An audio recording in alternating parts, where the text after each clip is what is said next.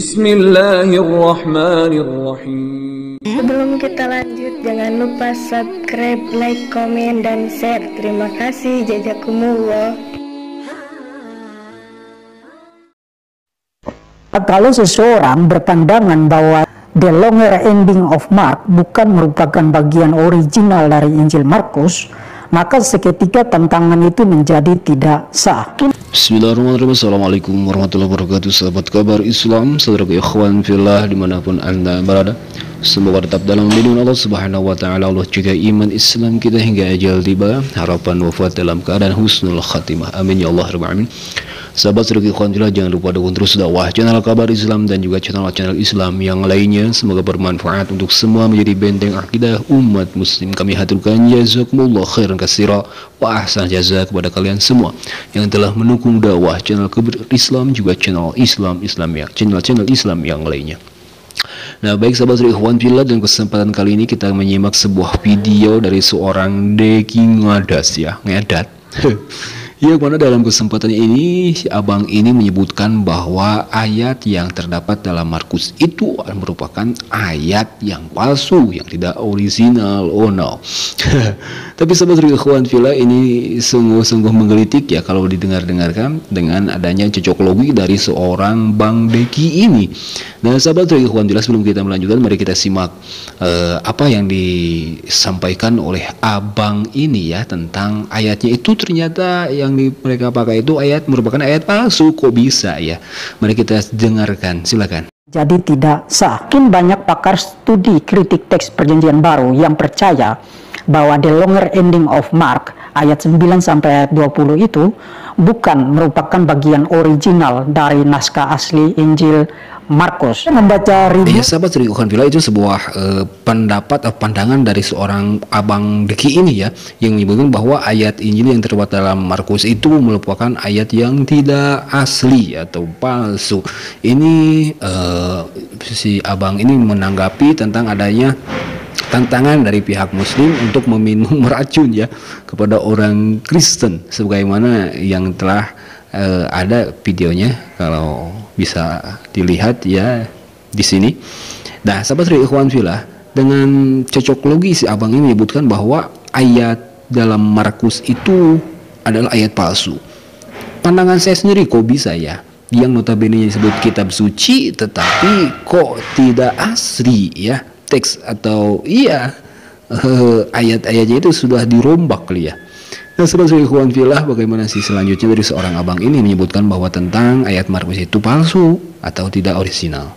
Ribuan komentar pada video saya mengenai problem tekstual dari Markus 16 ayat 9 sampai ayat 20 atau yang disebut the longer ending of Mark. Video itu dimaksudkan untuk menjawab tantangan dari Muslims yang menggunakan ayat 17 ayat 18 Markus pasal 16 untuk menantang orang-orang Kristen minum racun dalam rangka membuktikan kebenaran ayat tersebut.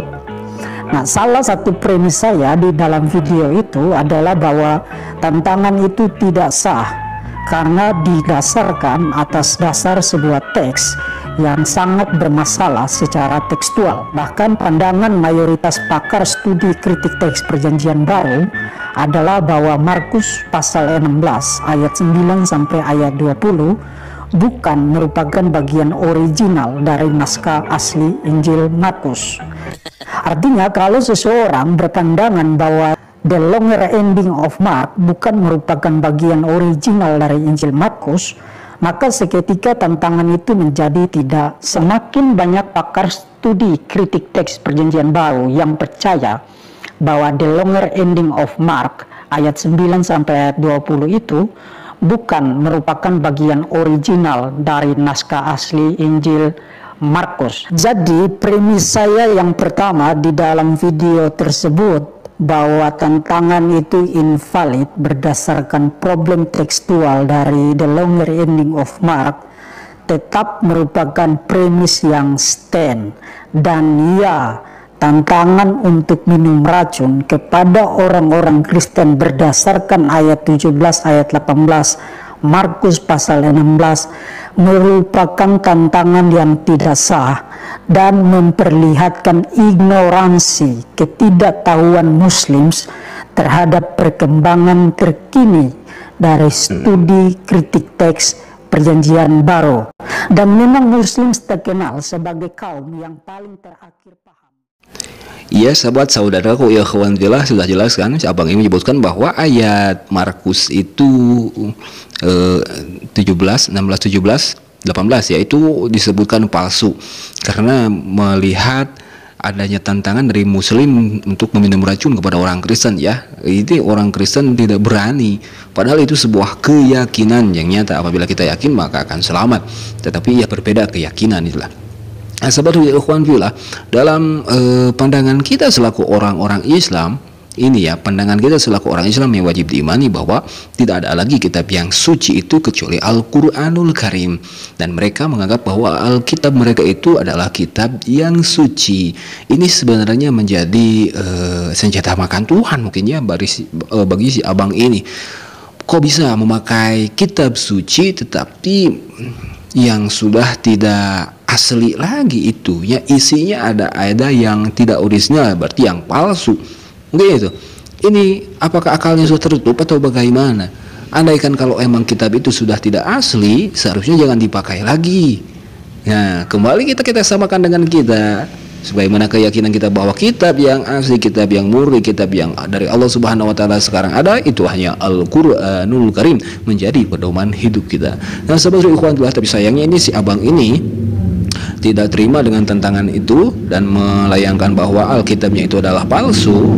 Maaf, ayat Alkitab yang terdapat dalam Markus 16, 17, 18 itu adalah palsu. Dia juga menyebutkan dengan merendahkan Muslim ya, dengan akan pemahaman seorang Muslim. Padahal kalau kita lihat sejarah bahwa orang-orang Muslim itu sangat cerdas ya, paham betul tentang agama-agama yang dianut oleh mereka, keyakinan-keyakinan yang dianut oleh mereka. Tetapi inilah sebuah hidayah Allah Subhanahu wa taala, apabila Allah telah berkehendak ya Allah bisa menyesatkan mereka. Apabila Allah juga berkehendak, maka Allah akan memberikan jalan hidayah kepada mereka. Itu sebab ikhwan fillah, kalau kita mau melihat video bagaimana tantangan yang terjadi ya, seorang Muslim meminum racun tikus ya, silahkan bisa dilihat di link di atas. Nah, sahabat ikhwan fillah, mohon maaf ya bila ada kata hilaf. Cukup sekian, dan Allah yakum ajma'in. Wassalamualaikum warahmatullahi wabarakatuh.